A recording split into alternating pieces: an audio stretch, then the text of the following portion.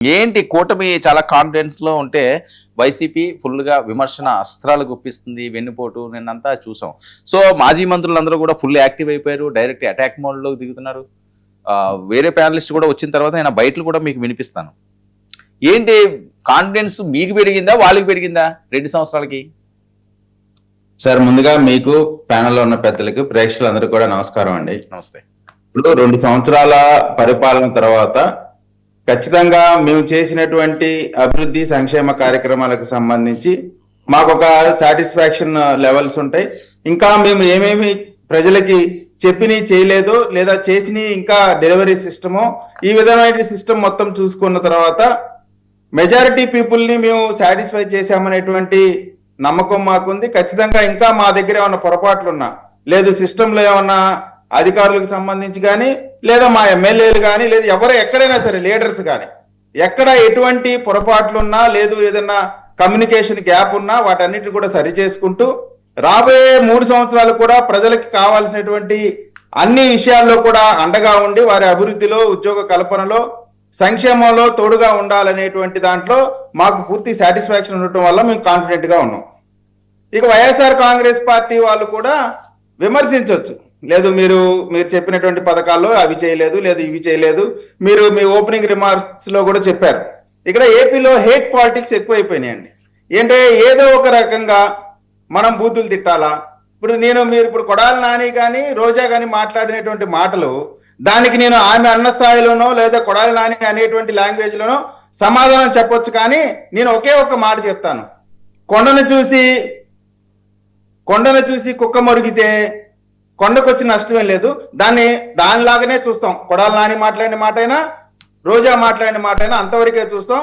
మేము ఎక్కడైనా సరే పాజిటివ్ అట్మాస్ఫియర్ లో హేట్ పాలిటిక్స్ అనే దానికంటే కూడా ప్రజలకు ఉపయోగపడేటువంటిది. ఇప్పుడు వీళ్ళు చేసేటువంటిది మీరు ఇది ఒక చిన్న ఇది చూడండి. అంటే వాళ్ళు జనరల్ గా మనం దేనికోసం వస్తాం, అధికారం ప్రజలకు ఏదైనా మంచి చేయాలనేటువంటి ఆలోచనలో వస్తాం. కానీ ఇవాళ వైసీపీ వాళ్ళు చేసేటువంటి ఈ కార్యక్రమాలు చూస్తే వీళ్ళు మాట్లాడేటువంటి ఒకసారి ఇది చూడండి సార్. వాయిస్ లేదు, వాయిస్ లేదు, వాయిస్ కావాలి, వాయిస్ లేదు. ఒక్క నిమిషం వాయిస్ కూడా వినిపిస్తాను సార్.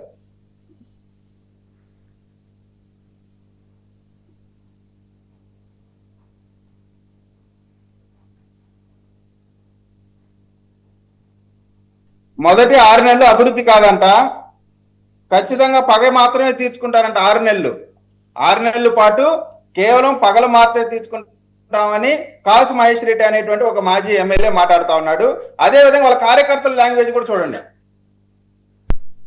వాయిస్ లేదు విజయ్, వాయిస్ లేదు.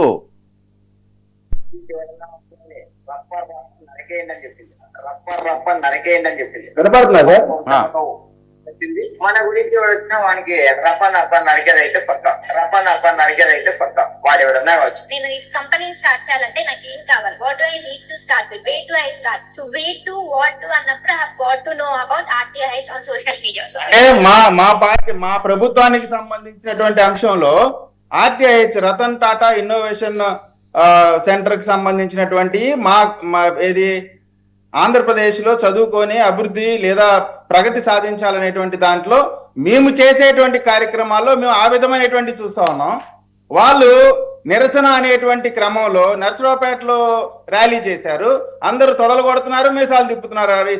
ఈ తొడలు కొట్టి మీసాలు తిప్పడం ద్వారా ఏమన్నా ప్రజల్ని మెప్పించగలుగుతామని అంతకుముందు కూడా ఇష్టం వచ్చినట్టు మాట్లాడారు, విపరీతమైన బూతులు తిట్టారు, పీకలు కోసారు, రకరకాలైనటువంటి. సార్ వినపడుతుందా? మాట్లాడండి. రకరకాలైనటువంటి అంశాల్లో వాళ్ళు ముందుకెళ్ళినటువంటి పరిస్థితి. దాని ప్రతిఫలంగా వాళ్ళకు వచ్చినటువంటి 11 స్థానాలు. ప్రజాస్వామ్యంలో 11 వచ్చినా 10 వచ్చినా 5 వచ్చినా 20 వచ్చినా ప్రజలు ఏ విధమైనటువంటి తీర్పు ఇచ్చారో ఆ తీర్పుని గౌరవించి దాన్ని రాజ్యాంగబద్ధంగా మనం ఎక్కడికి వెళ్ళాలా, మనం అసెంబ్లీలోకి వెళ్ళి ప్రజా సమస్యల మీద పోరాటం చేయాలా, లేదా నిజంగా నేను ఒక్కటే చెప్తాను, నిజంగా ఆంధ్రప్రదేశ్లో ప్రజలకు ఇబ్బందికరమైనటువంటి పరిస్థితి లేదని స్వయంగా జగన్మోహన్ రెడ్డి గారే ఒప్పుకుంటా ఉన్నారు. కారణం ఏంటంటే ఆయన ఎక్కడా కూడా రాజ్యాంగబద్ధంగా చేయవలసినటువంటి ఏ పనులు చేయట్లా. కేవలం నామకే వాస్తే ప్రెస్ మీట్లు పెట్టి ఆయనకు అనుకూలంగా ఉండేవాళ్ళు లేదా ఎదురు క్వశ్చన్ వేయని ఒక 4-5 టీవీ ఛానల్స్ పెట్టుకొని మాట్లాడుతున్నాడు అంటేనే ఈ ప్రభుత్వం ప్రజలకి మంచి చేస్తా ఉంది అనేటువంటిది స్వయంగా జగన్మోహన్ రెడ్డి గారే ఒప్పుకుంటున్నారు అనేటువంటి దానికి నిజమైన నిదర్శనం ఏంటంటే ఆయన అసెంబ్లీకి రాకపోవడం. సో ఇటువంటి పరిస్థితిలో ఖచ్చితంగా మేము మా 2 పార్టీలకు సంబంధించి డిఫరెన్స్ చూశారు. ఎన్డీఏ కూటమి వల్ల యువత ఏ విధమైన ఆలోచనతో ముందుకెళ్తా ఉందనేటువంటి చూశారు. మేము ఏ మెసేజ్ ఇస్తా ఉన్నాం, మా నాయకుడు ఏ మెసేజ్ ఇస్తా ఉన్నాడు, మీరు ఎంటర్ప్రెన్యూర్స్ గా ముందుకెళ్లాలా, మంచి జరగాలనేటువంటి మా వాళ్ళు చెప్తా ఉన్నారు. వాళ్ళ నాయకుడేమో గంగమ్మ జాతరలో తలకాయలు నరకండి, పొట్టేలు నరకండి అని ఆయన చెప్తా ఉన్నారు. కాబట్టి మేము పాజిటివ్ పాలిటిక్స్ లో భాగంగా మేము ముందుకెళ్తా ఉన్నాం, వాళ్ళు హేట్ పాలిటిక్స్ లో భాగంగా వాళ్ళు రప్ప నరుకుతా ఉన్నారు. కాబట్టి వాళ్ళకి మాకున్న డిఫరెన్స్ ని ప్రజలు గమనిస్తా ఉన్నారు. రాబోయే రోజుల్లో కేవలం ప్రతిపక్షాల పైన లేదు అధికార పక్షం పైన ఉన్నటువంటి పగతోనో లేదు ద్వేషంతోనో వచ్చినాక మేము అందరిని చంపుతాము అధికారం ఇవ్వండి అనేటువంటి పార్టీ వైఎస్ఆర్ కాంగ్రెస్ పార్టీ అయితే ప్రజలకు మంచి చేస్తాము, మంచి చేసిన దాన్ని మమ్మల్ని ఆశీర్వదించండి, ఆంధ్రప్రదేశ్కి అమరావతి కావాలా, రాజధాని కావాలా, పోలవరం కావాలా, కంపెనీలు ఎస్టాబ్లిష్ అవ్వాలనేటువంటి ఆలోచనతో ముందుకెళ్తున్నటువంటి ఈ ప్రభుత్వాన్ని ఖచ్చితంగా ప్రజలు ఆశీర్వదిస్తారండి. Right, okay. మల్లేశ్వర్ గారు, కూటమి చాలా కాన్ఫిడెన్స్ తో ఉన్నదట 2 ఏళ్లలోని, ఇంక 15 సంవత్సరాల వరకు మీరు అటు చూడడానికి కూడా అవకాశం లేని విధంగా ఉంటుందని వాళ్ళు అంటున్నారు. సో మీరే కూడా చాలా కాన్ఫిడెన్స్ పెరిగినట్టున్నది, మీరే వస్తున్నాం అని 29 కోసం సర్వం సిద్ధం చేస్తున్నారట. వచ్చిన 6 నెలల్లోని ఏదో స్కెడ్యూల్ కూడా సిద్ధం చేసుకున్నారట. వినిపిస్తుందా సార్? ఛానల్లో ఉన్న వాళ్ళందరికీ నమస్కారం అండి. నమస్తే. సో ఇప్పుడు టీడీపీ అధికార ప్రతినిధి మాట్లాడినప్పుడు నేను విన్నాను కాబట్టి నేను మాట్లాడింది కూడా వినాలి, నాకు అడ్డు రాకూడదు, ముందే చెప్పాను. నేను గౌరవంగా మాట్లాడాను, పర్సనల్ గా వద్దులేండి, పర్సనల్ గా వద్దు. మాకు అవసరంలా, మేము ఎప్పుడు గౌరవంగానే మాట్లాడతాం. మీరు అడ్డు రాకుండా నేను చెప్పింది కూడా మీరు అలాగే వినాలి. ఓకే ఓకే, మాట్లాడండి. పాటిస్తే చాలా అనేది నా ఉద్దేశం. ఓకే. ఇప్పుడు ఎంతసేపు టీడీపీ అధికార ప్రతినిధి గారు మాట్లాడారు, ఏం చేశారు ఈ 2 సంవత్సరాలు, మీరిచ్చినటువంటి మేనిఫెస్టోలో ఏం చేశారు అనే ఒక ముక్క తప్ప అన్ని మాట్లాడాడు ఆయన. నేను అడుగుతున్నాను, మీరిచ్చినటువంటి సూపర్ 6 ఈ 2 సంవత్సరాల కాలంలో ఏమి నెరవేర్చారు అది క్లారిటీగా చెప్పాలి కదా. ఎంతవరకు ఆడబిడ్డకి ఇస్తానన్నటువంటి 1500 ఇచ్చారా? నిరుద్యోగ భృతి 3000 ఇస్తానన్నారు, ఇచ్చారా? సంవత్సరానికి 3 సిలిండర్లు ఇస్తానన్నారు, ఇచ్చారా? అదే విధంగా రైతుకి ఇస్తానన్నటువంటి 20,000 ఇచ్చారా? ఏమి ఇచ్చారు?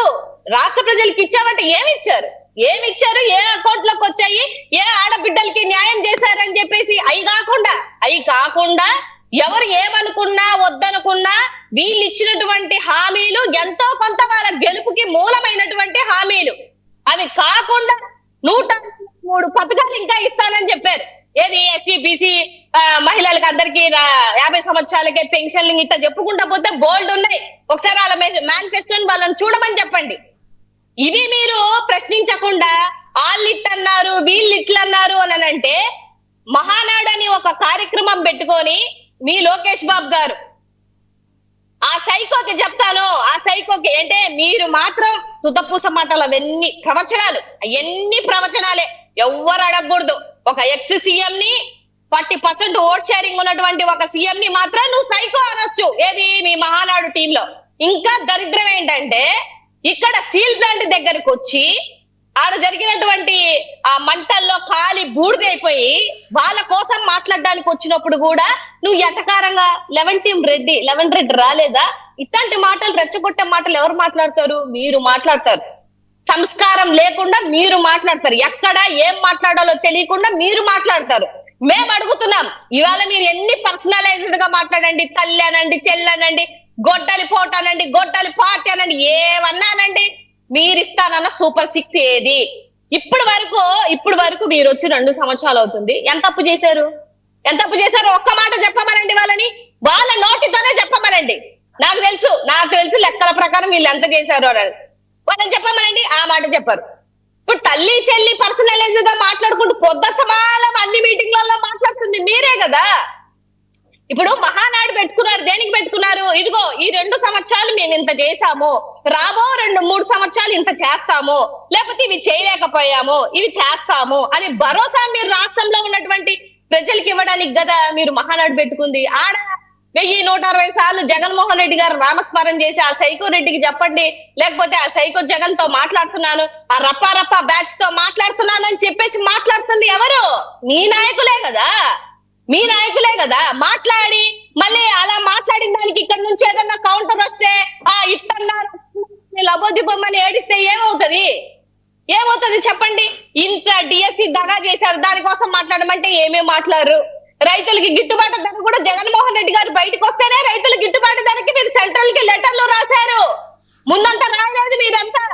ఇక్కడ నుంచి ఫండ్ ఎప్పుడు వచ్చింది? మీరు లెటర్లు రాశాక వచ్చింది. దున్నపోతు మీద వర్షం పడినట్టు ఎన్నిసార్లు ప్రశ్నించినా, ఎన్నిసార్లు మాట్లాడినా కూడా మీరు ఇదే పద్ధతి, ఇదే పందాలో మాట్లాడతానంటే దానికి ఎవరు సమాధానం చెప్పగలుగుతారండి? నాకు తెలియక అడుగుతాను. ఇవాళ మీరు సంక్షేమం మీద మీరు దృష్టి పెట్టి వచ్చిన వాళ్ళు ఉన్నటువంటి గత ప్రభుత్వంలో నవరత్నాల నుంచి తీసుకొని సూపర్ 6 అని చెప్పి జగన్మోహన్ రెడ్డి గారి కంటే రూపాయి తెచ్చే ఇస్తానని చెప్పి కళ్ళబొల్లి అబద్ధాలు ఆడేసి ఇవాళ మీ మేనిఫెస్టోని కూడా మీరు అందులో నుంచి డిలీట్ చేసే పరిస్థితిలోకి మీరు వచ్చారు అని అంటే ఏం చేశారు? రాష్ట్ర ప్రజలకి ఏం చేశారనండి? ఏం చేయకుండా, ఒక భరోసా ఇవ్వకుండా, ఓ నిరుద్యోగ ఎంత బాగా అబద్ధాలు ఆడతారంటే ఆడబిడ్డ నిధి ఇచ్చేసాం, నిరుద్యోగ భృతి ఇచ్చేసాం, లేకపోతే P4 కి అప్పచెప్పాం. ఆ P4 అప్పచెప్పడానికే మీకు పదవులను, సీఎం పదవులను అంటగట్టింది రాష్ట్రంలో ఉన్నటువంటి ప్రజలు. ఏం ఆలోచించుకొని మీరు చేద్దాం అనుకొని వచ్చారు?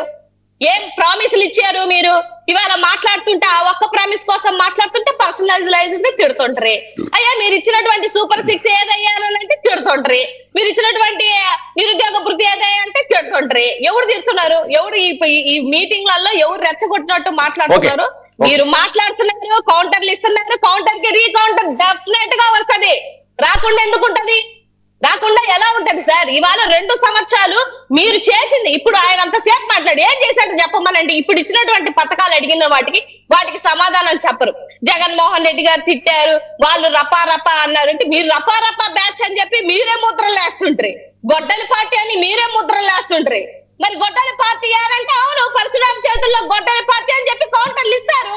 ఇవ్వకుండా ఎందుకుంటారు? మా పార్టీని, మా నాయకుడిని నోటుకొచ్చినట్టు మాట్లాడుతుంటే మేము ఎందుకు కూర్చుంటాం సార్? కామ్గా నాకు తెలియగడుగుతాను. ఇవాళ నిన్న 2 సంవత్సరాలుగా వెన్నుపోటు కార్యక్రమం 175 నియోజకవర్గాలలో జరిగింది కదా. బ్రహ్మాండంగా చేశాము. రాష్ట్రంలో ఉవ్వెత్తుగా చేశాము. మాకేం భయం ఉంటది? మీ కార్యక్రమాలు మీరు ఏ మాత్రం ప్రజల్లో ఉన్నారా? ఏవో సర్వేలు కూడా ఇస్తున్నారు. మన నాయకులు లేరు. ఎవరు ఏం మాట్లాడినా మీ సర్వేలు కొత్తగా మీ చంద్రబాబు నాయుడు గారు సర్వేలలో పెట్టుకుంటేనే 40 మంది రెడ్ జోన్ లో ఉన్నారు. ఇంకా మీరు వచ్చి చెప్తుంటే